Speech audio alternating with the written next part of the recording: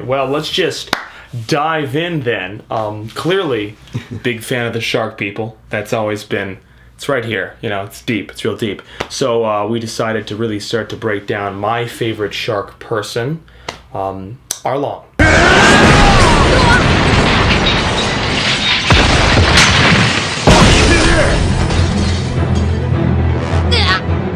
This series has set you up with your sort of your goofy villain, you've got your serious scheming villain, you've got your, you know, sort of like plot-related cowardly villain. You know, they've gotten a nice little variety there, but they just hit home with Arlong. Super evil, super egotistical, a man with a plan, a man doing his plan, you know, like he's rolling. He's rolling. He's one of the first villain that kind of like, how he is in what he is reflects a lot more on the bigger world of One Piece than kind of the small East Blue that the crew starts in. Right. Everyone else's squabbles, all the other villain squabbles are kind of petty or selfish, where his is, I mean, it's, you know, still selfish, but he's gonna take over the whole East Blue. You know? His whole, the kind of like world, you know, draw on this character that made him so kind of different is he's a different race. Mm. And he's very much on that like racial superiority train. It's an interesting kind of, you know, Black Panther's Malcolm X type thing. Oh yeah. But it's the villain, like, and like that's the interesting thing. It is Oda, a Japanese manga artist, kind of reflecting a lot of these themes that come out of like, you know, racial division in American history. Right. So but that means there's depth to it. It's just you can't always follow every string. They give him like probably one of the cruelest sort of interactions with the crew, like as far as anything goes. Nami is the first character in his arc of the One Piece sort of crew that gets a backstory, and her backstory is fundamentally involved with Arlong.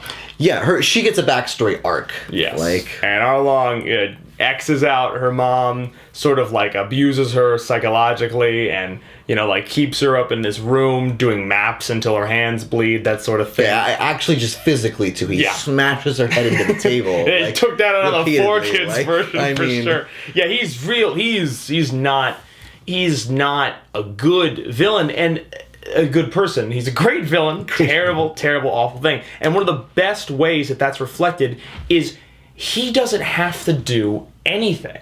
He's oozing confidence. 50% of the time that you see him, he's not even standing. He's just chilling. Correct. He's just absolutely just like, yep, I'm the boss. I've made my little like, you know, grotto, my little like super lair. He's very much kind of got a very kind of like, this is my territory. Yeah.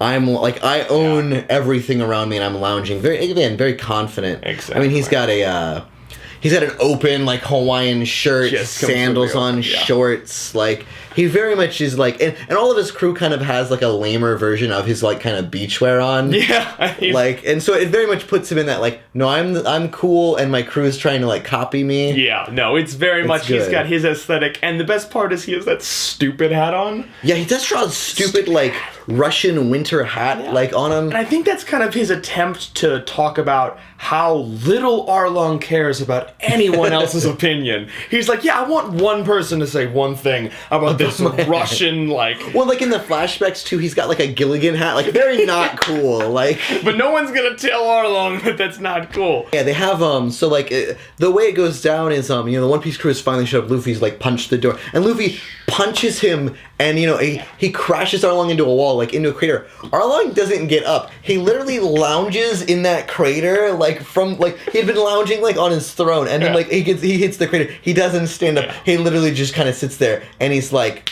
call the dog. Yeah, like, and so this giant, like, sea cow monster shows up. And previously, like, the crew had beaten up this monster, and so there's, like, a little funny moment where it's like, I'm not dealing with this. And Arlong literally, like, calls out his dog and is like, hey, you can go if you want to, man. If you want to run. Yeah, where's your pride, essentially. It very much shows, like, the power dynamic of how Arlong runs his crew. Yeah. It's very much a, like, I'm strong. Or, you know, it's on that racial line, too, of, like, we're fishermen. We're way better than these human trash people. Exactly. Like, that is him mentioning that he's a fisherman, even though that is pretty apparent with the shark nose. He says it like a billion times. He's very much like, well, we as fishermen, like I am. It's very much a division thing of like, no, you are trash and my people are better. You know, in a way that you can't do with Don Krieg or Buggy the Clown. Yeah, like, they don't you know? quite have that sort of like that instinct, almost that instinct-based perspective. Like a lot of times, the way they draw. I mean, he's a shark. Let's be real. He looks very animalistic. Really, what cements how crazy Arlong is what Nami does. Nami, from a just sort of like combination of the abuse that she's been through and sort of this like she something breaks in her because she's like, well, of course, like, what was I, an idiot that I think this would work? But part of her did, and so she just takes a knife out and starts stabbing herself on the tattoo, the Arlong tattoo that Arlong had branded her with. And I mean, what I think is insane about that moment, as far as how emotionally charged it is, obviously just for Nami, but Luffy is right there watching her do this to herself, and he stops her, obviously, like, almost immediately. But they do give you that scene, and there is that panel where, like, Luffy absorbs it. He absorbs what's happening. Exactly. And the series pushes how kind of, like, dumb Luffy is as far as, like, being, no, it takes me a while to get things. And like the really interesting thing about this fight, I mean, all of the other ones were crew acquisition things. I mean, in the kind of little Buggy mini arc, he had acquired like Nami as a crew member already in his mind. Yeah. And what this really shows is in the way that like on the Barati, you know, like Luffy fights Don Krieg, but it's very much a like, I'm getting something directly in return. Like I'm getting a crew member for like proceeding through this arc. Arlong is the first one where he kind of, like, it very much is that, like, no, this is what it means to be, like, part of a crew. And that's the whole story of One Piece, is the Nakama. Like, Luffy realizes this is a part where he needs to step up and prove to Nami that he's, you know, he is her friend, he's her captain, he's there with her. So everything that she's feeling, he's feeling it too, and he needs to show that to her. So the second he sees that, he's like, okay, well, we gotta fix this. Arlong, as a character, forces Luffy to make that change within himself. A good villain drives good character development with your main character. And it just, because right after that scene, there is the classic scene of Luffy just busting open the doors, and then they fight. And their interaction in the fight is very cool because, I mean, Arlong's technically, he's the first kind of, like, scary villain, you know? He's a very dangerous kind of, I would say, like, you know, he's got the whole race thing, he wants to exterminate humans, He's double-crossed a crew member, we've seen some really violent action, he abused children, like, killed Mommy's mom, like, he's a very, you know, kind of demonstrably evil character, and it's scary, it's absolutely scary, and what they do that's great in this fight is it's the beauty that was One Piece, you know, kind of until we got too deep into it being really straightforward fights. Right. Of Luffy's made out of rubber, and they do, you know, scary Arlong is attacking Luffy, but Luffy is kind of being goofy and silly with the rubber, bounces right stretching out of the way. Oh yeah, he stuff pulls like his that. head out of the way. His finger nets. He breaks Arlong's teeth out of his face and then puts him on his own teeth so he can bite Arlong back. Like it's hilarious. It's great. He's very much taking his time and just like, no, I believe deep down in my heart that I am just superior to you in every way on a genetic racial level. I don't need to get upset. There's no reason for me. It's not until Luffy starts destroying the map room and like, and the thing is like, Luffy reacts to that. He realizes that he's not getting to Arlong. He's not making Arlong lose his cool. And that's why he's, like, when he finds the map room, that's when it becomes kind of the spark moment when they really kind of go crazy on each other. Yeah. One Piece is a lot about fighting, and it's a lot about, you know, like, group dynamics and adventuring. Like, that's the main point of the story.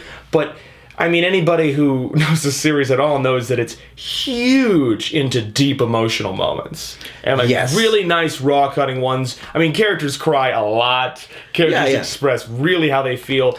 And this scene, one of the best parts about this fight is it's one of these fights that's, like we were talking about later on in the series, but Luffy fights people. They're punching and they're bleeding. It's and they're very sweating. straightforward. Like Luffy has to grow not in an emotional way, in a just like nope, he needs to be able to punch them harder and or faster. Exactly. But in this fight, this is kind of almost one of the last ones where there's this part where he decides that he's going to destroy the map room because that represents Nami's sorrow, and he does not approve of that, so he's destroying it. Arlong tries to get him to stop it because that's his money. Like he's making money off these, so he's grabbing Luffy. But there's even this part where he bites Luffy and is attacking him. Luffy is still destroying just the room, stretching out and just bashing the room like apart. He's literally not. Really, I think the Arlong arc just sort of started this just powerful momentum with One Piece as saying, like, no, these are the kind of stories we're telling. This is how intense it gets,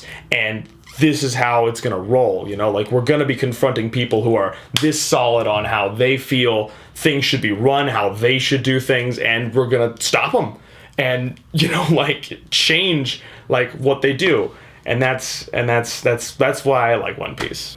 Well, I think that very much speaks to kind of the weakness of, you know, obviously they try to bring Arlong back up when they go to Atlantis and everything, and it's really weak. Like it's because I think we very much kind of finished off what was about that character. Yeah. You know, it's not like you know, Mr. Zero, Sandman. It's not Crocodile, where it's like, no, he would have made a decision to do something else when that didn't work.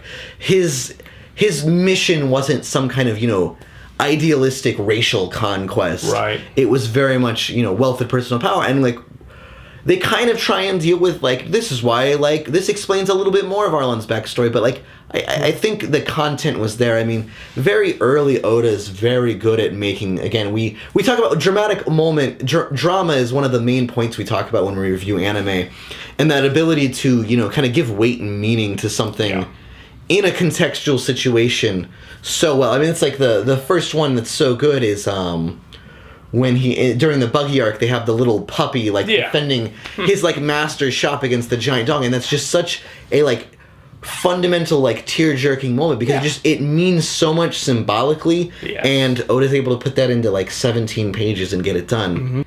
An arc like the Fisherman arc, where the whole time, it's not as good as the Arlong arc, but we're just thinking about the Arlong arc. I mean, like, 20 times we're like, when are we getting an Arlong flashback? And then we did, and we're like, yes, like, we got something. Because we were reminded of, like, what it was built on. Well, and again, the weakness of Fishman Island's arc is, to our main characters, it really doesn't mean anything. He's really, like, Oda just got to a point where he was like, I've really been kind of falling behind on, you know, the world building that I want to do. Like, I think he was at a good pace of world building, but he very much is like, oh, I need to throw in this backstory and, like, the Fishmen and, like, all of this stuff. And to the One Piece crew, like, he came up with these characters and, like, but we already decided that, like, Arlong was the best Fishman. Yeah.